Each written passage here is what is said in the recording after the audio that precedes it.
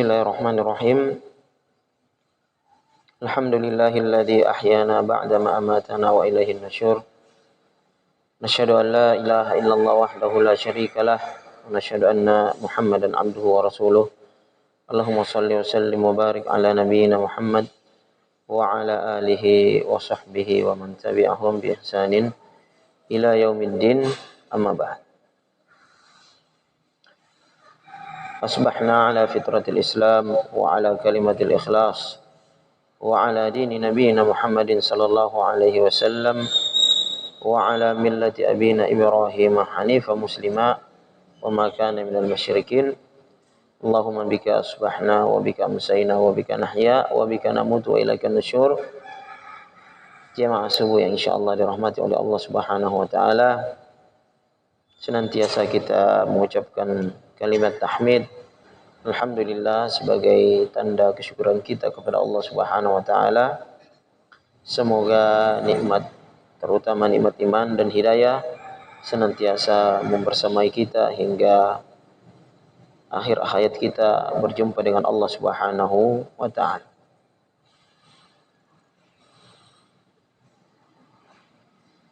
Kita lanjutkan sedikit bacaan tadabbur kita dalam surah Thaha, masih dalam kisah Musa dan Fir'aun. Qala Allah Ta'ala, a'udzu billahi minasyaitonir rajim, fa'atba'ahum fir'aunu bijunudihi faghashiyahum minal yammi ma ghashiyahum. Setelah kemudian Allah Subhanahu wa taala mewahyukan kepada Musa untuk memukulkan tongkatnya ke laut. Famfalaka fakana kullu firqin qattaudil azim. Maka terbelah laut itu, maka setiap kelompok dari kelompok Musa, maksudnya dari kabilah Bani Israel yang 12 itu, mempunyai jalan masing-masing. Maka kemudian Fir'aun laknatullah alaihi pada saat pertama kali sampai di tepi laut, dia berhenti sejenak mengamati. Ternyata tidak ada terjadi, artinya air itu tetap seperti itu. Dia menyangka bahwa itu akan selama-lamanya seperti itu, karena dia sudah diliputi dengan amarah dan kemudian kecongkakan dan kesombongan. Akhirnya dia suruh perintahkan semua, fa'atba'ahum fir'aun. Maka Fir'aun mengikuti mereka, faghashiyahum minal yammi ma ghashiyahum. Maka dengan kesombongan dan kemarahannya mereka turun semuanya ke dalam laut itu. Maka ketika mereka semua sudah turun dan semua Bani Israel telah naik ke tepian yang di sebelah, maka faghashiyahum minal yammi ma ghashiyahum. Maka mereka diliputi atau ditenggelamkan oleh air. Minal yam adalah laut, al-yam itu laut. Faghashiyahum minal yammi, dia ditenggelamkan di laut. Ma ghasyiyahum, sesuatu yang menenggelamkan mereka. Ini adalah susunan kata dalam bahasa Arab menandakan tentang kengerian azab daripada Fir'aun dan tentaranya. Bahwa azab ini tidak akan mungkin bisa dicegah dan tidak akan mungkin bisa ditahan. Ma ghasyiyahum dari, kalau dalam bahasa Arab sebut litahlil, menjelaskan tentang kengerian, dahsyatnya azab pada waktu itu yang menimpa kaumnya Fir'aun. Begitu mereka lewat, itu kita lihat laut itu berapa meter memang dalam. Begitu langsung Allah Subhanahu wa taala memerintahkan air ini untuk kembali kepada sifat asalnya, maka langsung air itu menyatu kembali dan membuat pasukan Fir'aun ini tidak ada yang selamat di antara mereka satupun. Dan begitulah azab Allah Subhanahu wa taala. Ketika dia datang, dia tidak menyisahkan satu orang pun yang memang sudah ditarget untuk diazab. Innallaha la yumli lil kafir hatta idza akhadahu lam yuflithu. Allah Subhanahu wa taala senantiasa mengulur-ngulur atau menunda-nunda, mengakhirkan azabnya orang-orang kafir. Karena kalau Allah Subhanahu wa taala sudah mengambilnya, mengazabnya, maka tidak ada yang lewat dan juga diambil dengan keras. Wa kadzalika akhdhu rabbika idza akhadhal qura wa hiya zalimah inna akhdahu alimun syadid. Begitulah azab Tuhanmu Muhammad ketika mengambil satu negeri, mengazab satu negeri.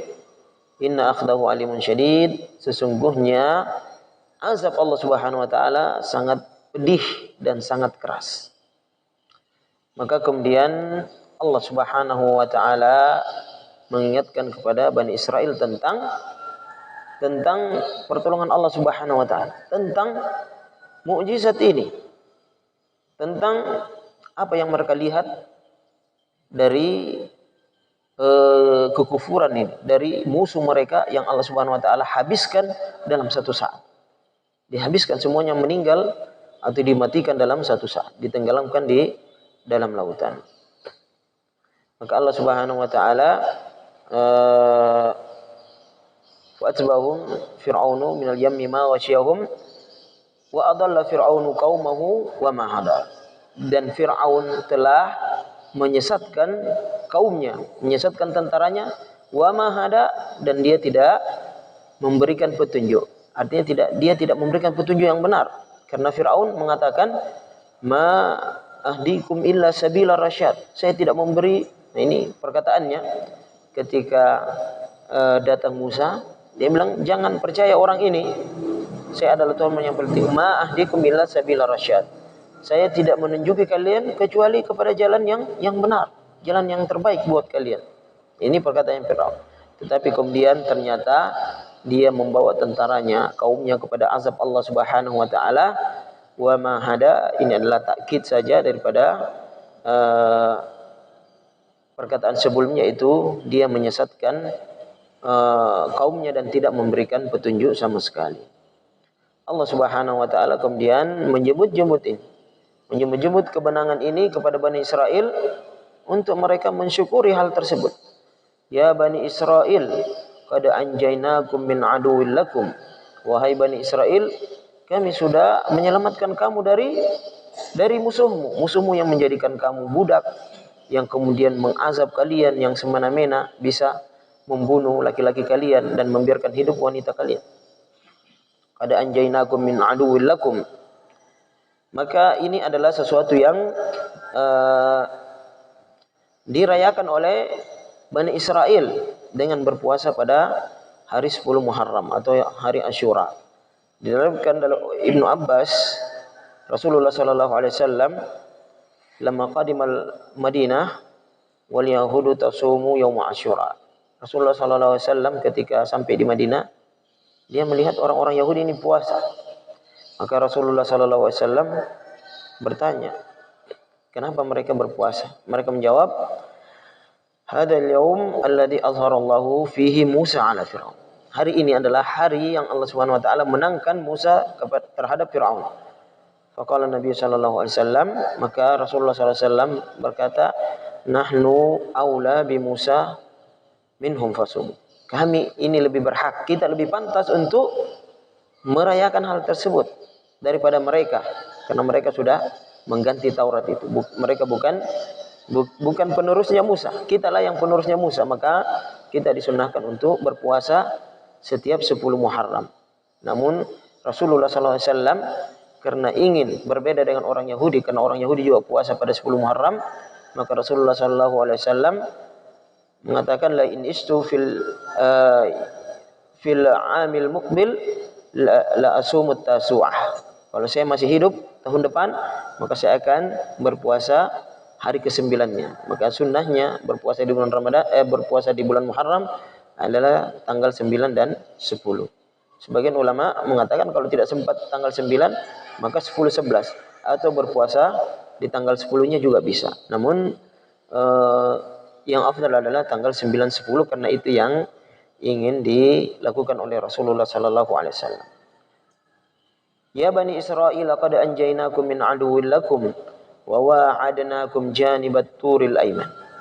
Dan kami telah memberikan janji, telah memberikan kitab min janibit turil aiman, di sisi kanan dari gunung Tursina. Maksudnya Allah Subhanahu wa taala mengatakan bahwa kami telah memberikan Taurat kepada Musa.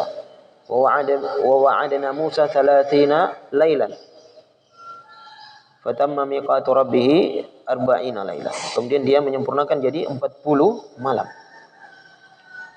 Maka Allah Subhanahu wa taala memberikan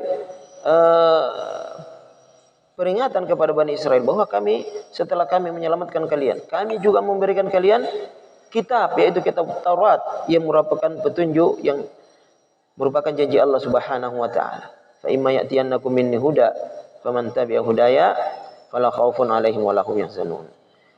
Maka jika datang petunjukku, maka petunjuk bagi Bani Israel adalah Taurat. Faman tabi'a hudaya fala khaufun 'alaihim wa lahum yahzanun. Siapa yang mengikuti petunjuk itu, maka mereka kemudian tidak akan takut dan tidak akan bersedih. Allah Subhanahu wa taala mengucapkan itu. Wa nazzalna 'alaikumul manna wassalwa. Dan kami telah turunkan kalian. Ini setelah mereka menuju perjalanan ke Palestina, setelah mereka selamat dari kejaran Fir'aun. Wa nazzalna 'alaikumul manna wassalwa. Dan kami berikan kepada kalian al-man. Al-man ini adalah cairan atau minuman yang rasanya seperti madu. Bukan madu, tapi rasanya seperti madu. Salwa ini adalah sejenis burung. Dia mirip burung puyuh. Ini adalah makanan yang diberikan oleh Allah Subhanahu wa taala tanpa mereka harus capek untuk mencarinya. Tanpa mereka harus capek untuk mencari makanan tersebut.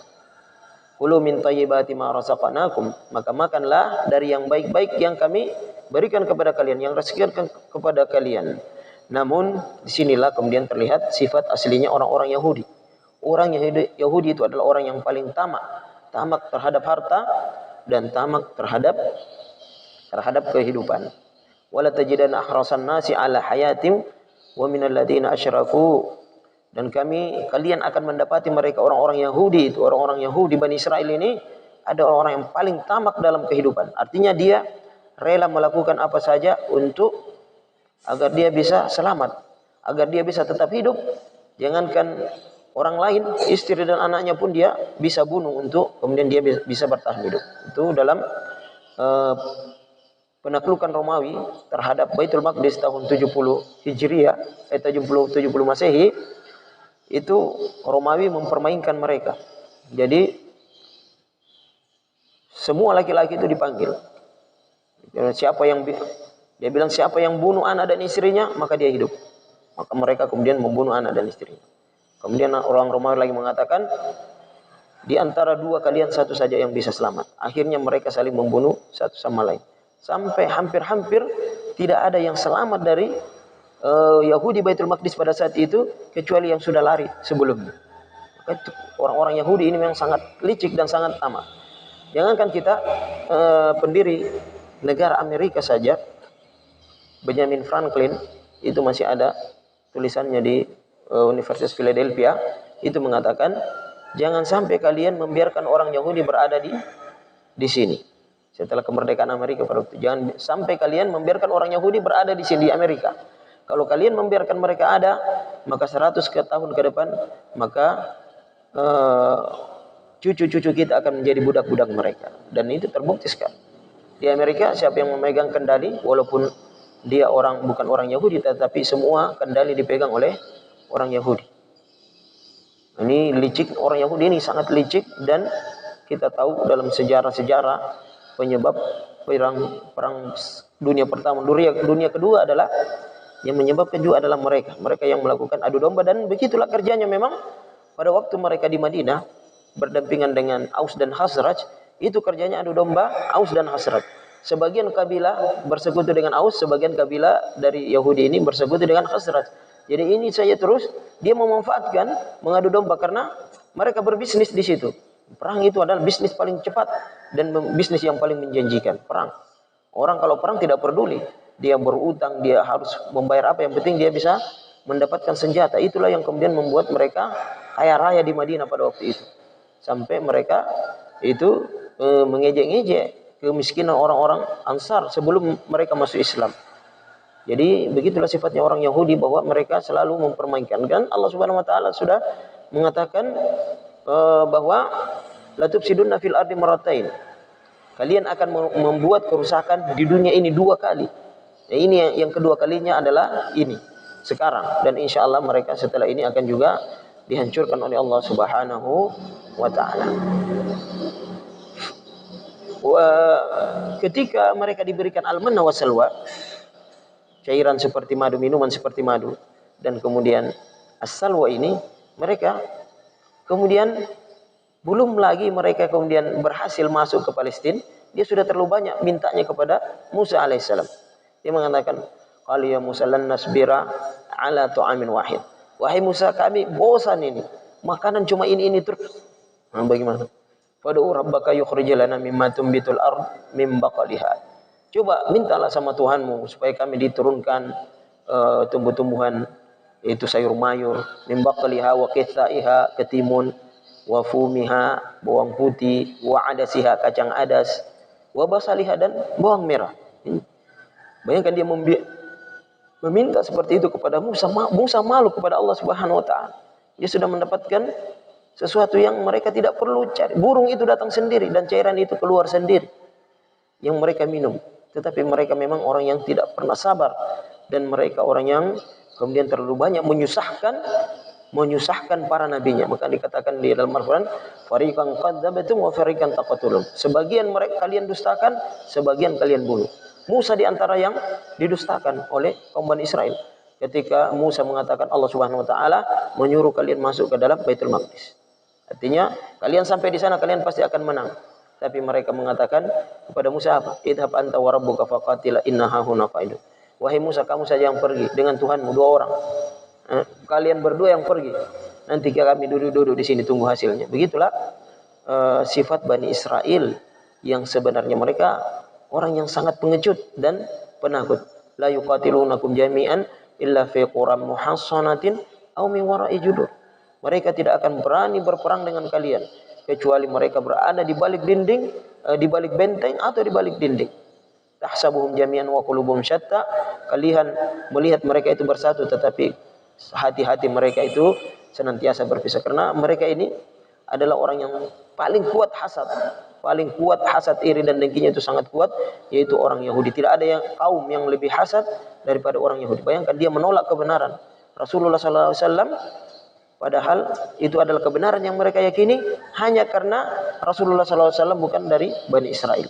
Dan itu yang mereka katakan sendiri, bahwa apa yang dikatakan Huyai bin Akhtab mengatakan ketika ditanya saudaranya, dia ada seorang alim yang mengatakan bagaimana pendapatmu tentang laki-laki tadi setelah mereka bertemu dengan Rasulullah SAW. Dia mengatakan wallahi dia adalah Rasul. Dia adalah Rasul. Dia betul itu yang disebutkan di dalam Taurat dan Injil. Kata, kalau begitu bagaimana posisimu terhadapnya? Dia bilang saya akan memusuhinya sampai saya mati. Baik. Dia sudah mengetahui, tetapi kemudian dia menolak hanya karena dia hasad, karena Rasulullah SAW tidak dilahirkan dari rahim Yahudi. Oleh sebab itu kita di dalam surah Al-Baqarah itu Allah Subhanahu wa taala menjelaskan sifat-sifat Yahudi supaya kita ini terhindar dari sifat-sifat terutama ketamakan mereka dan kerakusan mereka terhadap dunia dan kerakusan mereka terhadap harta.